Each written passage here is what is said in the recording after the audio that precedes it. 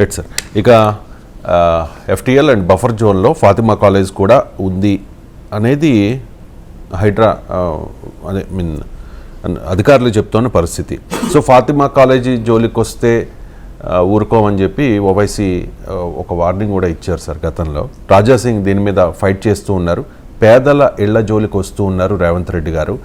మీరు ఫాతిమా కాలేజ్ వైపునకు వెళ్ళడానికి మీకు బుల్డోజర్లు దొరకతలేదా అని చెప్పి ఆయన సెటరిక్గా కమెంట్ చేశారు సార్. ఒకసారి రాజా సింగ్ బైట్.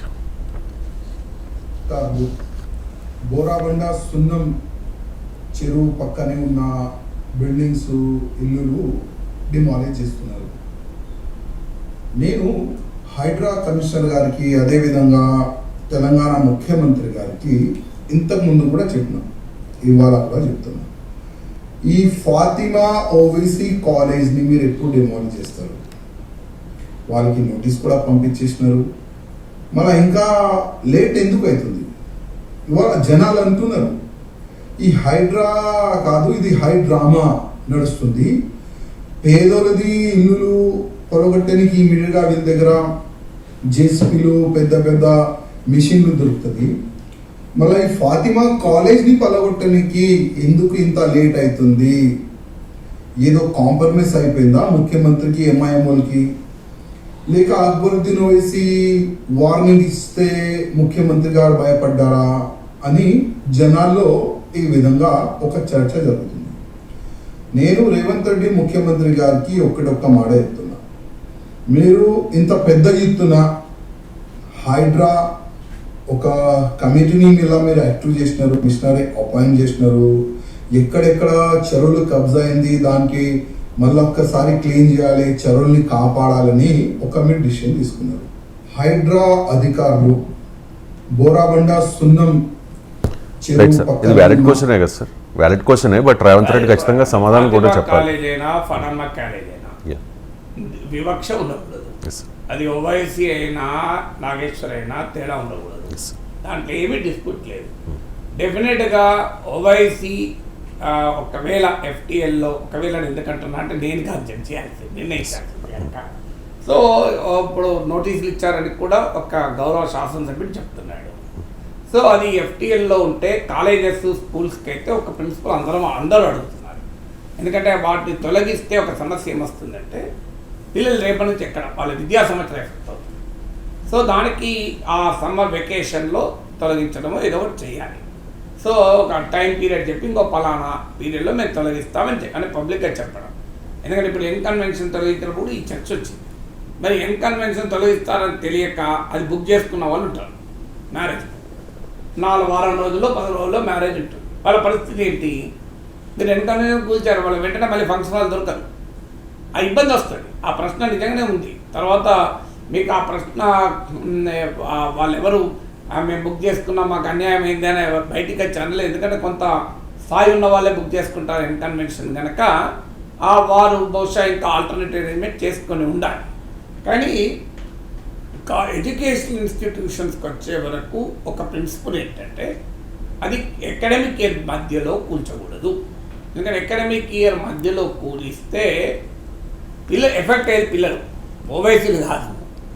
ఎందుకంటే సాధారణ పిల్లలు ఎఫెక్ట్ అవుతారు కదా, వాళ్ళు చదువు ఎట్లా? సో మళ్ళీ వెంటనే ఎక్కడ ఇన్స్టిట్యూషన్ ఏర్పడుతుంది.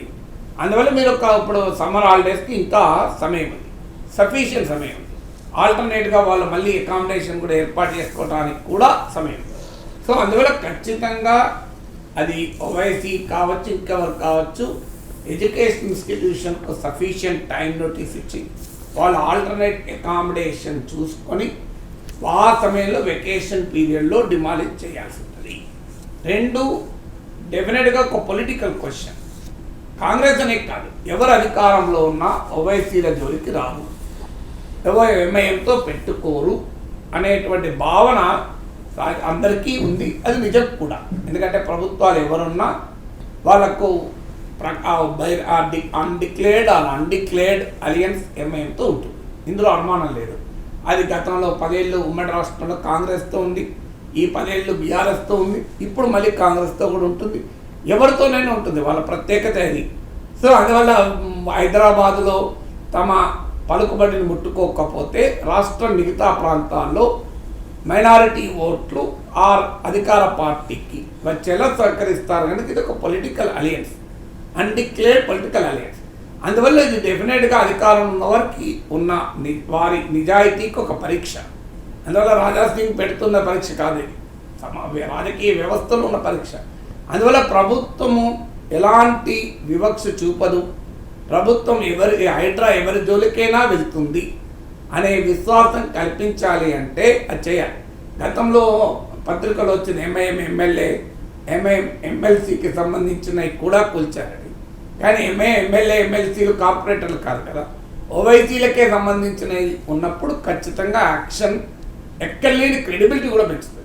నిజంగానే హైడ్రా ఆపరేషన్లో ఓవైసీలకు చెందిన ప్రాపర్టీస్ కూడా ఎఫ్టీఎల్లో బఫర్ జోన్లో ఉంటే కనుక కూలిస్తే హైడ్రాకి ఎక్కలేని లెజిటిమసీ పెరుగుతుంది, రేవంత్ రెడ్డికి ఎక్కలేని క్రెడిబిలిటీ కూడా వస్తుంది. ఎందుకంటే ఓవైసీలను కూడా వదలలేదు అన్న తర్వాత ఎవరు ప్రశ్నించారు ఎవరు. అందువల్ల అది ఆ ఆపరేషన్ మరి డెఫినెట్గా Hydraa should act upon it. ఒకవేళ ఓవైసీల ఆక్రమణలో కనుక ఎఫ్టీఎల్ బఫర్ జోన్లు ఉంటే ఖచ్చితంగా చర్యలు తీసుకోవాల్సిందే, అందులో డిస్ప్యూట్ ఏమీ లేదు. రాజకీయాల్లో ఎవరు అనేది కాదు. If it is a public policy అయినప్పుడు public policy should apply to everybody కదా, independent of politics, independent of anything. అందువల్ల రాజా సింగ్ మరి ఓవైసీల మీద ఎందుకు పడ్డాడంటే అది ఆయన విధానం. ఆయన ఓవైసీ మీద పడితే ఇంకోరి మీద పడవచ్చు. ఇక ఇంకొక ఛాలెంజ్ కూడా ఉంది, రాజా సింగ్ రైజ్ చేసిన ఒక పాయింట్ ఉంది. సో ఇన్ని వేల మంది వస్తారు అని ఒక రకంగా రూల్ ఆఫ్ లాకు ఒక ఛాలెంజ్ విసిరాడు అక్బరుద్దీన్ ఓవైసీ. మీరు మా ఈ ముట్టుకుంటే ఇన్ని వేల మంది వస్తారు. ఇప్పుడు నాగార్జున అనలే ఆ మాట, మమ్మల్ని ముట్టుకుంటే మా ఫ్యాన్స్ వస్తారు 10,000 మంది అని ఎక్కడ అక్కడే నాగార్జున అనలే.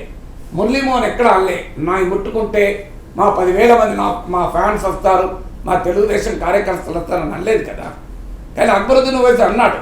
రూల్ ఆఫ్ లాను ఛాలెంజ్ చేసినప్పుడు సమాజము ఈ rule of law non state actors రాజ్యేతర శక్తులకు ప్రభుత్వేతర శక్తులకు తలవంచుతుందా, చట్టం ఎన్ఫోర్స్మెంట్కు ఉన్నటువంటి స్ట్రెంత్ ఎంత అనేది కూడా పరీక్షగా మారింది. ఎందుకంటే బహిరంగంగా సవాల్ చేశాడు ఆయన, ఇన్ని వేల మంది వస్తారు, మా యువకులు వస్తారు, ఏం చేస్తారో చూస్తారు. అందువల్ల it is much more important. Rule of లాని సవాల్ చేసినప్పుడు రూల్ ఆఫ్ లా ఎన్ఫోర్స్ కావాలా వద్దా. సో అందువల్ల లెట్ us see ప్రభుత్వం ఆన్సర్ చెప్పాల్సింది.